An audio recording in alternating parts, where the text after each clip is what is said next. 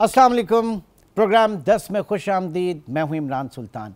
नाजरीन, कच्चे का इलाका यानी दरिया सिंध की निचली पट्टी, इसमें अगर सिंध के हिसाब से देखा जाए तो इसमें सक्खर, घुटकी, कश्मोर और शिकारपुर डिवीज़न जो है वो शामिल होता है। जबकि पंजाब की अगर बात करें तो पंजाब डिवीज़न में या जनूबी पंजाब के हवाले से अगर मैं रिलेट करूं तो रहीम यार खान और राजनपुर के सरहदी इलाके इसमें शामिल होते हैं।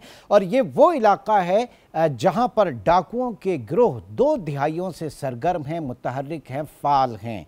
इन इलाकों में हाईवे पर लूटमार, भत्ताखोरी, अगवा बराए तावान और कत्ल की रिकॉर्ड वारदातों की एक तारीख मौजूद है। और पिछले 1-2 साल में हम देख रहे हैं कि ये वारदातें और यहाँ पर जो मोडस ऑपरेंडी है वो और मज़ीद संगीन हो गया, क्योंकि इसमें अब हनी ट्रैप यानी सोशल मीडिया पर झांसा देकर लूटना, हाईवे पर नाका लगाकर वारदातें करना और तशद्दुद की वीडियोज़ वायरल करके तावान वसूल करना, भारी भरकम तावान वसूल करना, ये चलन अब आम हो चुका है। सिंध पुलिस के मुताबिक 2024 में इन इलाकों में 559 ऑपरेशन हुए, जिनमें 73 डाकू हलाक, 120 जख्मी और 378 डाकू गिरफ्तार हुए। जबकि बावजूद इसके कि ये तमाम कार्रवाई हुई, उस इलाकों में सिंध के कच्चे के जो इलाके थे वहाँ पर डाकुओं की शरंगेज़ी, उनके इन वारदातों में इजाफा देखा गया। होना तो ये चाहिए था कि क्राइम रेट यहाँ पर कम होता, लेकिन ऐसा नहीं हुआ। दूसरी तरफ पंजाब पुलिस के जो आदाद व शुमार है, पंजाब के हवाले से बात करें तो 2024 में अगवा की 28,702 केसेस रिकॉर्ड हुए, रिपोर्ट हुए, जिनमें ज़्यादातर की तादाद इन्हीं कच्चे के इलाकों से मुंसलिक थी। तो कहा यह जाता है कि जनाब डाकुओं की सरगर्मियाँ कबायली सरदारों, पुलिस और सियासतदानों की मिली भगत से होती है और वही उन्हें हथियार और पनाह फराहम करते हैं। अब हुकूमत सिंध ने अमन व अमान को यकीनी बनाने के लिए कच्चे के जो इलाके हैं सिंध के, जिसमें सक्खर और लाड़काना के डिवीजन्स शामिल हैं, वहाँ के डाकुओं के लिए सरेंडर पॉलिसी 2025 से जारी की है। ये सिंध स्पेसिफिक है, जिसमें सक्खर, घोटकी, कश्मोर और शिकारपुर के इलाके या यहाँ के डाकू शामिल हैं। और सिंध हुकूमत का दावा है कि ये सरेंडर पॉलिसी आम मुआफ़ी नहीं है, बल्कि इन डाकुओं को मुकदमात भुगतना होंगे, जबकि सरेंडर करना सज़ा में तखफीफ का अंसर ज़रूर माना जाएगा, यानी वहाँ पे उनको रिलीफ दिया जाएगा। और इसी से फ़ायदा उठाते हुए 72 डाकुओं ने 2 दिन पहले सरेंडर किया, उन्होंने अपने हथियार डाले हैं। लेकिन इसके साथ ही इस पॉलिसी के ऊपर कई सवालात भी खड़े हो गए हैं और यकीनी तौर से सिंध हुकूमत जो है वो इस बारे में आवाम को, क्योंकि आवाम के जो खदशात हैं उनको सबसे पहले जो है वो एड्रेस करना है। सिंध हुकूमत की तर्जुमान सादिया जावेद इस वक्त हमारे साथ मौजूद हैं। बीबी बहुत के वक्त का, आपके कीमती वक्त का, और उसके साथ ही डॉक्टर जावेद अजीज़ मसूदी जो कि क्रिमिनोलॉजिस्ट हैं, वो भी इस वक्त हमारे साथ मौजूद हैं। डॉक्टर जावेद मसूदी साहब, आपका भी बहुत शुक्रिया। सादिया, आपकी तरफ मैं आता हूँ सबसे पहले एक ऐसे वक्त में कि जब रियासत जो है एक हार्ड स्टेट बनी है, अल्लाह अल्लाह करके हम हार्ड स्टेट बने हैं, हम दहशतगर्दी चाहे वो अक्रॉस द बॉर्डर हो, उनको जो है वो ताक के जवाब दिया जा रहा है। अफ़गानिस्तान में TTP के ठिकाने जो है वो पाकिस्तानी फोर्सेस ने तबाह किए। फिर TLP पंजाब में आप देखें, और पंजाब में एक और अप्रोच के जिस तरीके से वहाँ पर नेफे में पिस्तौलें चल रही हैं, फिर साथी छुड़ाने आ रहे हैं तो सैकड़ों लोग उसमें मारे जा रहे हैं। एनीवे, उसके ऊपर जो है अलग बात की जा सकती है, लेकिन बड़ा हार्ड स्टेट इस वक्त है। सिंध में इतनी मेहरबानी क्यों इन डाकुओं के ऊपर, ये सबसे पहला सवाल है। सादिया बीबी, आप रिस्पॉन्ड कीजिएगा इस पे।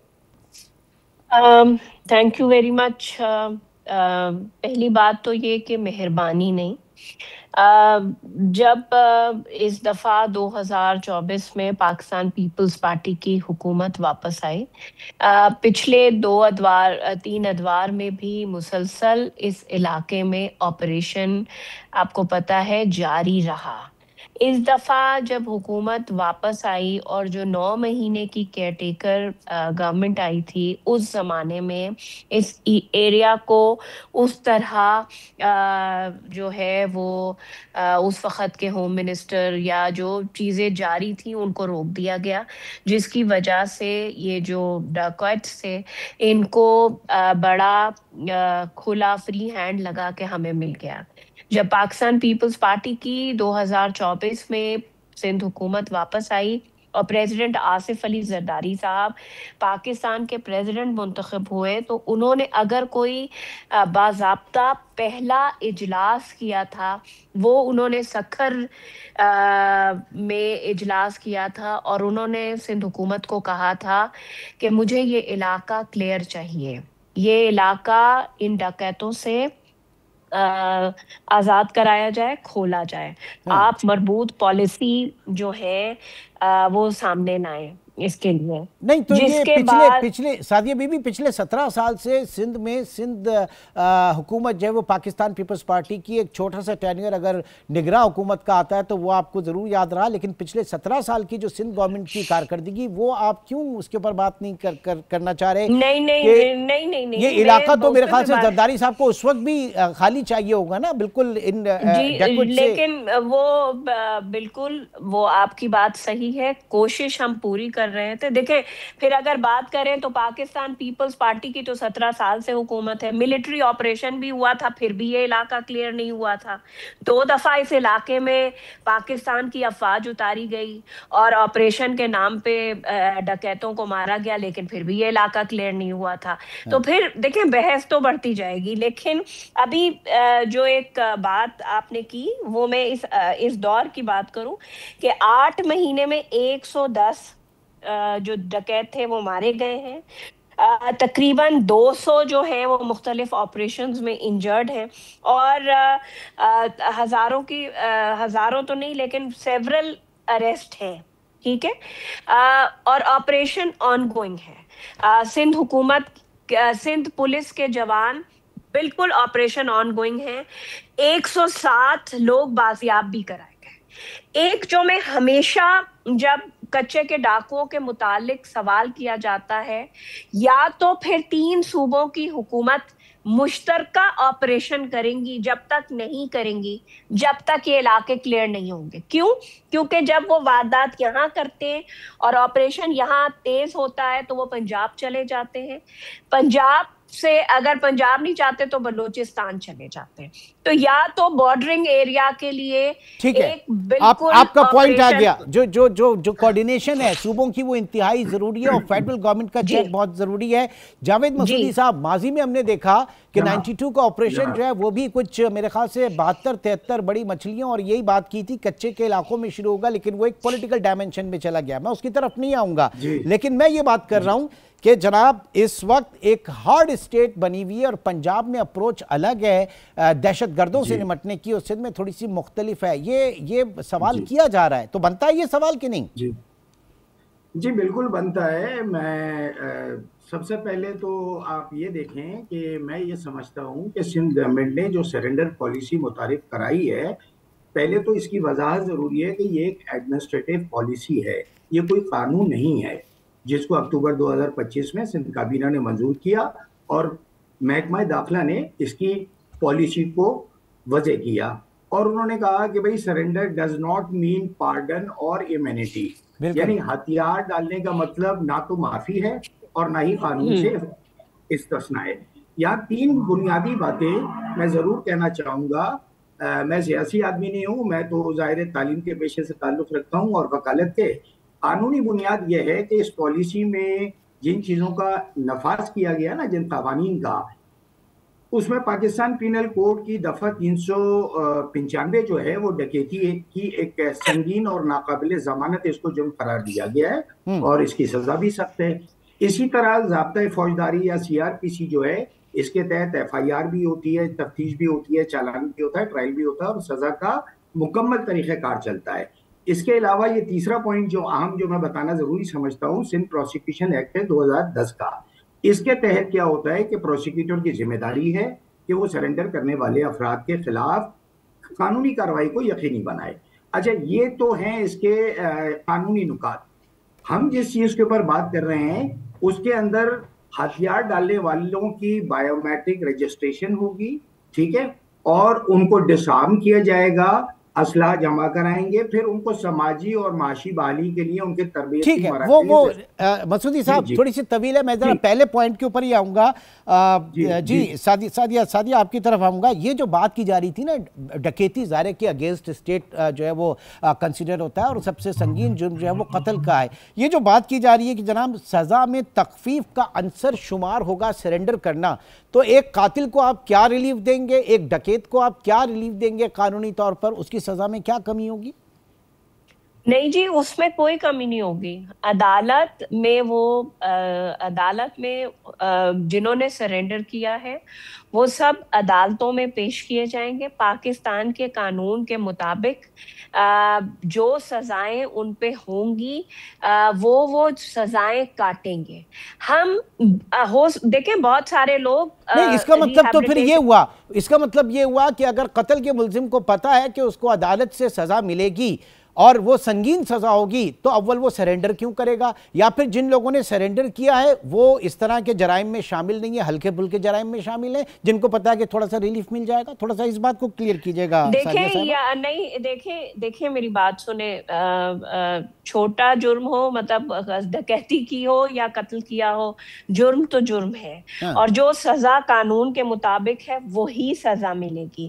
ریلیف کی بات جو ہے، جیسے کہ ان کے خاندان جو شاید انوالو نہیں ہیں، ان کے گھر کی عورتیں انوالو نہیں ہوں گی، ان کو معاشرے میں جگہ دی جائے گی، وہ رہیں اور یہ اپنی سزا مکمل کریں گے. جو بھی پاکستان کی عدالتیں ان کو سزا دیں گی وہ یہ مکمل کریں گے. اس کے بعد یہ جیسے زندگی گزارنا چاہیں وہ گزاریں. ہم نے یہ بالکل نہیں کہا کہ ہم ان کی سزائیں معاف کریں گے. آپ ان کی فیملی کو ریلیف، آپ ان کی فیملی کو سیکیورٹی کیسے دیں گے، یہ مجھے بتائیے نا.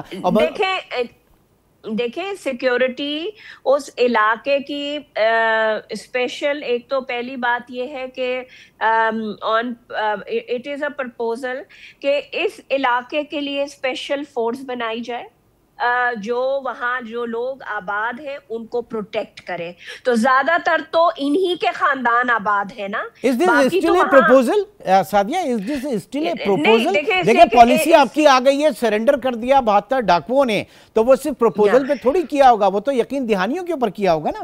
جی بالکل. دیکھیں میں اس لیے یہ کہہ رہی ہوں کہ ابھی کیونکہ اس میں لاء میں امینڈمنٹ لانی ہے اور ایک نئی فورس جب کریٹ ہوگی تو سندھ اسمبلی ایک بل پاس کرے گی جو ڈیفینیٹلی بل ہوم ڈپارٹمنٹ اور لاء ڈپارٹمنٹ نے تیار کیا ہوا ہے, اور اس کے علاوہ روڈ انفراسٹرکچر, اسکول, کالج اور ہاسپٹلز, کیونکہ اس علاقے میں تو کوئی گھس ہی نہیں سکتا تھا, اس کی بحالی کا یقیناً وہاں پہ تو پولیس بھی نہیں جا سکتی تھی.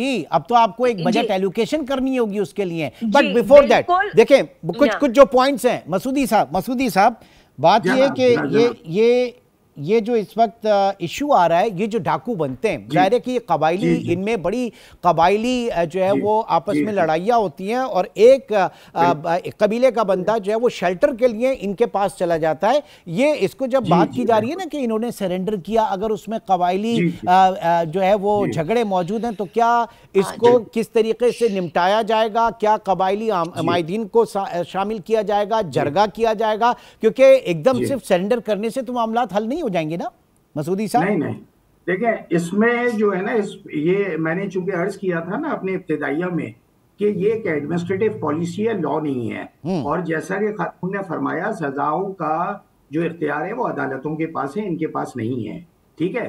لیکن ایک عوام کے اندر جو اس کو لے کے جو بے چینی ہے, اس میں ایک سیاسی سرپرستی کا خطرہ ہے کہ کیا یہ پالیسی صرف چند طاقتور ڈاکوؤں کے لیے نرم گوشہ پیدا کر رہی ہے, کیا یہ سیاسی اثر رسوخ رکھنے والے مجرموں کو سیف ایگزٹ دے رہی ہے, پھر اس میں عدم شفافیت ہے. حکومت نے کہا کہ سب کے خلاف مقدمہ چلیں گے, مگر کیا عوام کو یہ بتایا جائے گا کہ کتنے لوگوں پر چالان داخل ہوا, کتنے مقدمات مکمل ہوئے, کتنی سزائیں ہوئیں, ٹھیک ہے. اور اچھا, متاثرین کے حقوق کا انہوں نے ذکر کیا کہ جن کے رشتہ دار یا اغوا یا قتل ہوئے تو کیا انہیں انصاف مل سکے گا, اور اگر ملزمان بحال ہو کے واپس معاشرے میں آ گئے تو کیا متاثرین کے جذبات اور انصاف اس وقت کہاں جائیں گے. اچھا, یہاں پہ بین الصوبائی تضاد بھی ہے جو آپ نے انٹرو میں اپنے ذکر کیا تھا کہ پنجاب اور KPK میں بھی جو ہے دریا کنارے اس طرح کی کچھ بیلٹس ہیں اور وہاں پہ ایسی پالیسی نہیں ہے. اب کیا سندھ حکومت محض سیاسی پوائنٹ اسکورنگ یا پوائنٹ ہے یا اپنا الیکشن امیج بلڈنگ کرنے کے لیے سب کر رہی ہے؟ یہ کچھ سوالات ہیں. بین الصوبائی جو سرحدوں کے حوالے سے بات کی جا رہی ہے، ہتھیاروں کی اسمگلنگ کے حوالے سے بات کی ہے، اس پالیسی میں اس کے اوپر کس طرح سے نمٹا جائے گا؟ دیکھیں، جو میں نے آپ کو شروع میں کہا کہ میں ہمیشہ یہ بات کہتی ہوں، سندھ میں جب سے آپریشن شروع ہوا ہے بہت سارے جو ڈکیت ہیں وہ انہوں نے بارڈر کراس کیا ہے اور پنجاب سے رپورٹنگ بڑھ گئی ہے. اگر آپ نے کل آپ کا ٹی وی بھی خبر چلا رہا تھا کہ وہ رحیم یار خان اور وہ والا جو موٹر وے کا سیکشن ہے اس میں کانوائر چل رہے ہیں کیونکہ جو یہ ڈکیت ہیں یہ روڈ پر وارداتیں کر رہے ہیں. تو اس کا مطلب یہ ہے لیکن آپ نے شاید پوری خبر نہیں سنی. اس میں یہ بھی کہا گیا کہ جناب کانوائر جو ہے وہ پنجاب کی حدود میں ہوتے ہیں لیکن سندھ میں آ کے پھر غائب ہو جاتے ہیں. وہاں پہ پیٹرولنگ کا کوئی اتنا خاص نظام نہیں ہے. خبریں یہ بھی رپورٹ ہو رہی ہیں. نہیں یہ بات نہیں ہے. پنجاب میں اس سیلاب کے دوران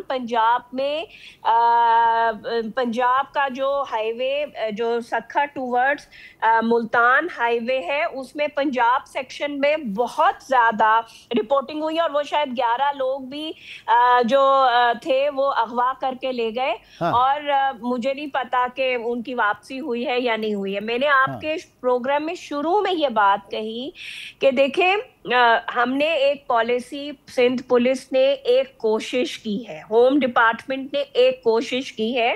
ہر انسان کو حق ہے، جرم انہوں نے کیا ہے سزا انہیں ملے گی. اگر وہ راہ راست پہ آنا چاہیں تو ایک موقع دیا گیا ہے.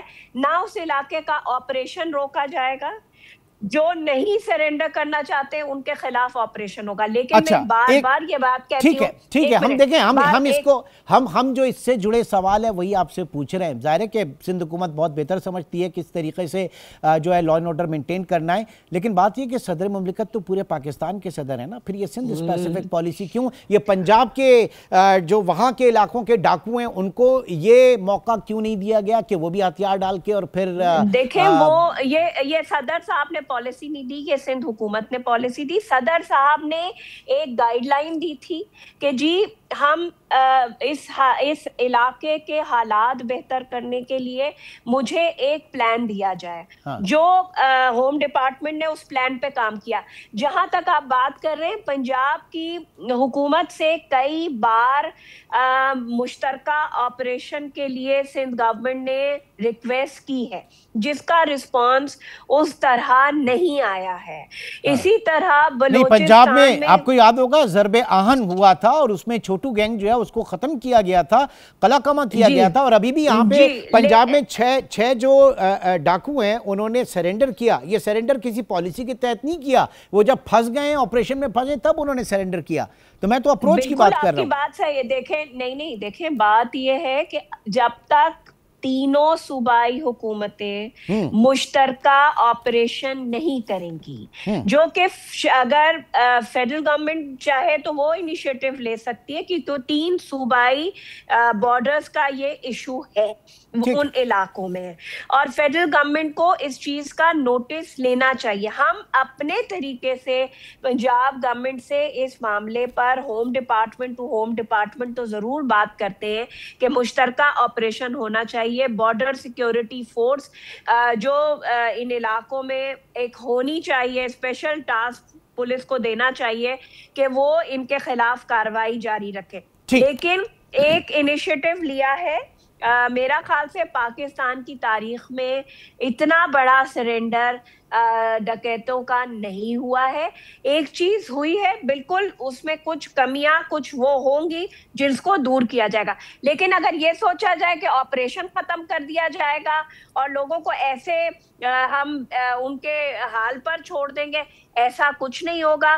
جو سرنڈر کرے گا اس کو اپنی سزا پوری کرنی ہے، پھر وہ سوسائٹی کا حصہ بنے. اور باقی ठीक है, जो और नहीं उसमें भी करेगा, वो उनके और उसमें खिलाफ भी वो वापस। जो संगीन जराइम में शामिल नहीं है, जो कत्ल में कम से कम कत्ल में जो है वो जी, कम से कम शामिल जी। नहीं है। जी, बात सिर्फ इतनी है कि ये सरेंडर पॉलिसी है, ये जारी हो गई है डाकुओं के हवाले से। अब देखना यह है कि सिंध का इसमें क्या रिजल्ट रहता है, और इन डाकुओं के सरेंडर करने के बाद अमन और अमान जो है वो किस हद तक यकीनी बनाया जाता है। और अगर ऐसा हो जाता है तो फिर यकीनन पंजाब को भी कम से कम इस सिलसिले में आगे बढ़ना होगा, एक मौका देना होगा उन तमाम लोगों को जो संगीन जराइम में मुलव्विस नहीं हैं, और जो मुलव्विस हैं उनके साथ जो मुल्क का कानून है उसी के हिसाब से कार्रवाई हो। बहुत बहुत शुक्रिया। हमारे साथ सादिया जावेद, तर्जुमान सिंध हुकूमत, और डॉक्टर जावेद अजीज मसूदी, क्रिमिनोलॉजिस्ट मौजूद थे। एक छोटे से ब्रेक की कॉल है, और ब्रेक के बाद कुछ और मौजूद आपके साथ शेयर करेंगे। एक छोटे से ब्रेक के बाद दोबारा मिलते हैं। प्रोग्राम में एक बार फिर खुशामदीद करेंगे और बात करेंगे कराची की, जहां करप्शन की दास्तानी ज़ुबान ज़द आम हैं, और एक बहुत बड़ी एक मेगा स्कैम जो इस वक्त आने वाला है, जो कि इस वक्त नैब के रेडार के ऊपर हाथ आ चुका है। और जो मैं आपसे तफसीलात बता रहा हूँ, ये खुद चेयरमैन नैब लेफ्टिनेंट जनरल रिटायर्ड नज़ीर अहमद भट्ट साहब जो हैं, उनकी चेयरमैन आबाद से जो मुलाकात हुई थी, मोहम्मद हसन बख्शी से मुलाकात हुई, और उसके बाद ये सारी चीज़ें रिपोर्ट हुई। कहा यह गया कि कराची में 7,500 एकड़ अराजी में जाली दस्तावेज़ात जो हैं उनका इंकशाफ हुआ है, और इस जाली दस्तावेज़ात के दम पर कराची में 3,000 अरब यानी 3 खरब की करप्शन हुई है। और ये जो करप्शन हुई है, ये LDA यानी Lyari development authority, KDA Karachi development authority, और MDA आपके मलीर डेवलपमेंट अथॉरिटी के प्रोजेक्ट्स में हुई है, इनकी ज़मीनों में हुई है। और मज़ीद ये कहा गया, चेयरमैन नैब ने बताया कि जनाब 5 साल में 85,000 गैर कानूनी इमारतें कराची में तामीर हुई। ये क्या मामलात हैं, इसके ऊपर नैब किस तरह से देखेगा, और आबाद जो association of builders and developers है उसको क्या यकीन दहानियाँ कराई गई और उनसे क्या ताउन मांगा गया। रादर अगर ये मैं कहूँ तो मोहम्मद हसन बख्शी जो कि चेयरमैन आबाद हैं, इस वक्त हमारे साथ मौजूद हैं। बहुत शुक्रिया हसन बख्शी आपके। पहले तो जानना चाहेंगे, ये 7,500 एकड़ अराजी में जाली दस्तावेज़ात ये किस हवाले से है, थोड़ा सा ज़रा इसको एक्सप्लेन कीजिएगा हमें। जी, बिस्मिल्लाहिर्रहमानिर्रहीम, बहुत शुक्रिया आपका। देखिए, ये 7,500 एकड़ नहीं है, ये 18,000 एकड़ ज़मीन जो कराची में, स्पेशली सिटी ऑफ कराची में, जो गलत अलॉटमेंट या नाजायज स्टेट लैंड पे अलॉट की गई है। ठीक है, यानी ये दुगने से भी ज़ायद हो गया। जी, ओके। और इसकी उनका कहना ये था कि ये हमने 1947 से अब रिकॉर्ड सीधा कर लिया है, और ये ज़मीनें हमारे पास आइडेंटिफाई हो गई हैं।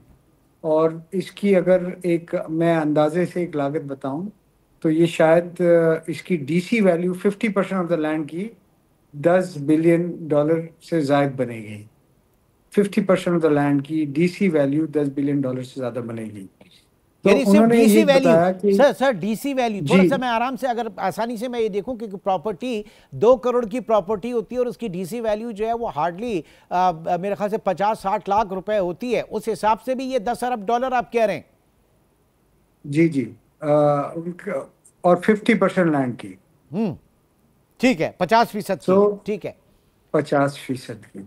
तो उन्होंने कहा कि अब हमने ये सोचा है कि हम इस पे काम करेंगे, और ये जो लूटा हुआ कॉम ऐसा है इसको रिकवर करेंगे, और अगर इसमें जो भी अफसरान इन्वॉल्व हुए और जो भी अशखास इन्वॉल्व हुए, जो भी अगर आपके भी कोई मेंबर इन्वॉल्व हुए, तो हम उसके खिलाफ एक्शन लेंगे और ये पैसे रिकवर करके नेशनल किटी में डालेंगे। और इसके लिए मेरे ख्याल में अब उन्होंने एक जामे प्रोग्राम बना दिया है, और जो मेरे ख्याल में जनवरी से आपको ऑन ग्राउंड दिखेगा। नहीं तो बड़ी हलचल होगी इस वक्त, तो ये लैंड अथॉरिटीज जो है इनके अंदर बड़ी हलचल नहीं महसूस हो रही होगी? जी, उन लोगों ने जो लोग इस काम में मुलव्वस हैं उनके लिए ये बहुत परेशानी की बात है। और मैं ये समझता हूँ कि एक सेकंड बख्शी साहब, आजकल बड़ी तवातुर से खबरें आ रही हैं, कुछ इन्हीं इदारों के जो लोग हैं वो बाहर जा रहे हैं, फ्लाइट से ऑफलोड किया जा रहा है और एयरपोर्ट्स पे रोका जा रहा है। तो क्या हम समझते हैं ये इसी की पेशकदमी है, इसी तरह की कुछ चीज़ें होने जा रही हैं सही होने के लिए? जी, मेरा अपना ये ख्याल है کہ کام سارا مکمل ہو گیا ہے اور لوگ بھی آئیڈینٹیفائی ہو گئے ہیں، چاہے وہ افسران ہوں جنہوں نے اس میں اپنا ایک رول پلے کیا ہو، چاہے وہ مالکان ہو جنہوں نے یہ لینے میں اپنا رول پلے کیا ہو، یہ سب آئیڈینٹیفائی ہو گئے ہیں۔ ان کے قریب گھیرا تنگ ہونے جا رہا ہے اور میں امید کرتا ہوں جنوری آنورڈس یہ گھیرا آپ کو ایکچوئل نظر آئے گا۔ جو آپ نے بات کی کچھ لوگ آف لوڈ ہو رہے ہیں، یہ ایک حقیقت بات ہے، ان لوگوں کو ویسے ہی اسٹاپ لسٹ میں ڈال دیا گیا ہے۔ ٹھیک ہے، اچھا یہ مجھے بتائیے کہ یہ بھی خبریں آ رہی ہیں کہ اس سے پہلے کوشش کی جا رہی ہے کہ جناب یہ لینڈ ریکارڈ جو ہے اس کو کمپیوٹرائزڈ اور ڈیجیٹائز جس طریقے سے کیا جا رہا ہے، تو وہاں پہ بھی کچھ گھپلے نیب دیکھ رہا ہے، کچھ محسوس کر رہا ہے؟ دیکھیں میرے خیال میں نیب نے اپنا کام خاموشی سے پچھلے سال 1.5 سال سے کر لیا ہے مکمل۔ چلیں واٹس یور آبزرویشن؟ نہیں، I am very happy and can کہ آفٹر سو مینی ایئرس، جیسے ہمیں بتایا جا رہا ہے اس ملک میں کوئی اکاؤنٹیبلٹی، امپارشل اکاؤنٹیبلٹی، ٹرانسپیرنسی کے ساتھ ہوگی اور اس میں وداؤٹ فیئر اینڈ فیور ہوگی، کیونکہ اس ملک میں ادروائز اس شہر میں جو سیدھا کام کرنے والے ہیں ان کے لیے تو کام کرنا تقریباً ناممکن ہو گیا ہے۔ ٹھیک ہے، ظاہر ہے کہ ان حالات میں کون کام کرے گا؟ ان حالات میں کام کرنا مشکل ہے نا۔ آباد as of the view point کہ ٹرانسپیرنسی سے فیئر کام ہونا چاہیے اور اگر کسی نے غلط کیا ہے تو اس کو جواب دے ہونا چاہیے۔ سر مائی پوائنٹ از کمپیوٹر جو ہے نا گاربیج ان گاربیج آؤٹ، ٹھیک ہے جی، آپ اس کے اندر جو ڈیٹا ڈال رہے ہیں وہ وہی ریفلیکٹ کرے گا۔ اب اگر ڈیٹا کہیں سے غلط ہے، فورجڈ ہے، جعلی ڈیٹا ہے وہ اس کے اندر آ رہا ہے، تو آپ اس کرپشن کو کیا انسٹیٹیوشنلائز کرنے جا رہے ہیں؟ یہ میرا سوال ہے۔ ایک چھوٹے سے بریک کی کال ہے، حسن بخشی صاحب ہمارے ساتھ موجود ہیں، چیئرمین۔ چھوٹے سے بریک کے بعد اسی موضوع کو میں چاہوں گا کہ وہ اس کے اوپر روشنی ڈالیں۔ چھوٹے سے بریک کے بعد دوبارہ ملتے ہیں۔ ویلکم بیک، حسن بخشی چیئرمین آباد ہمارے ساتھ موجود ہیں۔ بخشی صاحب، گاربیج ان گاربیج آؤٹ کی بات ہوئی اور یہ ظاہر ہے کہ یہ ریکارڈ جو کمپیوٹرائز ہونے جا رہا ہے، ڈیجیٹائز ہونے جا رہا ہے، تو کتنا ضروری ہے کہ جو لینڈ اتھارٹیز ہیں ان کے درمیان ایک جو آپ سمجھ لیں کہ سینٹرلائزڈ ریکارڈ سسٹم کتنا ضروری ہے؟ دیکھیے جو آپ نے کہا نا گاربیج ان گاربیج آؤٹ، دیکھیے اس کوالٹی آف ورک جو نیب نے کیا ہے اس کا اندازہ ہمیں جب پتہ لگے گا جب ہم اس کو ریالٹی میں دیکھیں گے۔ یقیناً کچھ غلطیاں بھی ہوں گی۔ نہیں، یہ گاربیج ان گاربیج آؤٹ میں نیب کے حوالے سے نہیں کہہ رہا، میں کہہ رہا ہوں کہ یہ جو ادارے اس وقت کام کر رہے ہیں اور چیزوں کو ڈیٹا کو جو ہے وہ کمپیوٹرائز کیا جا رہا ہے، تو کہیں وہ فیک اور فورجڈ اور فیبریکیٹڈ چیزیں تو نہیں وہاں پر جا رہی ہیں؟ کیونکہ آپ فائنل اسٹیٹمنٹ دیکھیں گے تو وہی، اور آپ کو یاد ہے کہ اس وقت جو سینئر منسٹر ہیں سندھ گورنمنٹ کی، ان کی اپنے جو پلاٹ تھا وہ جب جا کے دیکھا تو جو اسکرین سے چیزیں باہر نکلتی ہیں اس میں ان کی وہ انٹائٹلمنٹ نہیں تھی، تو یہ تو ہمارے سامنے کی کیس ہے نا۔ نہیں، یہ آپ کی بات بالکل صحیح ہے، یہ شکایت ابھی بھی آ رہی ہے اور لوگ ہمارے پاس روز یہ ایسے اس قسم کے کیس آتے ہیں۔ جس پلاٹ کا آپ نے کہا پی سی ایچ ایس میں یقیناً ایسے ہی ہوا، پر دیکھیے میں سمجھتا ہوں نیب نے اس کمیٹی میں کچھ پرائیویٹ سیکٹر کے لوگ ڈالنے پڑیں گے۔ میں نیب کی بات کر رہا ہوں۔ صحیح، یہ غلطیاں اور ان کو اوور سی کرنے کے لیے ان کو بٹھانا پڑے گا اور جن لوگوں کی شکایات ہیں ان کو سننا پڑے گا اور ان کو حل کرنا پڑے گا، ان پہ فیصلے کرنے پڑیں گے جلد از جلد۔ دیکھیں اس وقت کراچی میں تقریباً ہزاروں کے حساب سے انٹریاں بلاک کی ہوئی ہیں، وہ کورٹ کے آرڈر پہ بلاک کر دی گئیں، آج ان کو ان بلاک کرنے کے پیسے مانگے جا رہے ہیں۔ تو اس قسم کا کوئی اقدام نہیں ہونا چاہیے کہ ون مور ونڈو کھل جائے۔ بالکل۔ اچھا، یہ جو 85,000 غیر قانونی عمارتیں یہ نیب نے آئیڈینٹیفائی کی ہیں؟ نہیں، یہ ایسا ہے کہ سی ایم سندھ نے ایک انسپیکشن کمیٹی بنائی تھی، انہوں نے اپنی رپورٹ میں لکھی کہ پچھلے 5 سال میں 1 لاکھ عمارتیں بنی ہیں جس میں 85,000 ان اپرووڈ، انلیگل، ان آتھورائزڈ ہے۔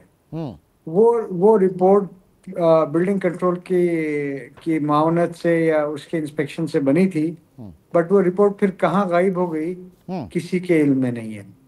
और बट मैं समझता हूँ कि वो रिपोर्ट भी एक बहुत ही आई ओपनिंग और रिवीलिंग रिपोर्ट है, क्योंकि जिस हिसाब से शहर में इमारतें गिर रही हैं और इलीगल इमारतें आज भी बन रही हैं, उसके बहुत बड़े नुकसानात इस शहर के, इस सूबे के रहने वालों को आते वक्त में होंगे। और अल्लाह ना करे इन केस ऑफ कोई नेचुरल डिजास्टर, तो हम मेरे पास अल्फाज नहीं है कि at what will we be facing, क्या उसकी सिवेरिटी हो सकती है। अच्छा बख्शी साहब, ये कराची से निकले, ज़रा गवादर के हवाले से भी बात की जा रही है कि तकरीबन 3000 अरब रुपए की मुतनाज़ा अराजी है वहाँ पर, और वो भी इस वक्त नैब के रेडार पे। वहाँ क्या हो रहा है?